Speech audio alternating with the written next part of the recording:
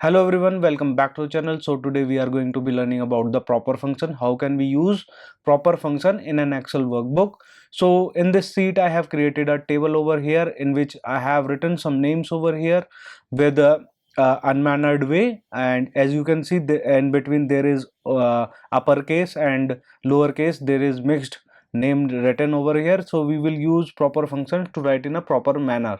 So what I'll do is I'll just type equal to proper, just press tab and select B4, so press enter.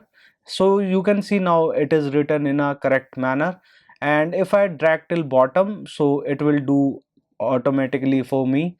So it will fill automatically. As you can see now, my full names are written in a proper manner. So I hope you find this video useful, and if you find this video useful, give it a big thumbs up, subscribe for more, and press the bell notifications for further updates. So take care, bye bye.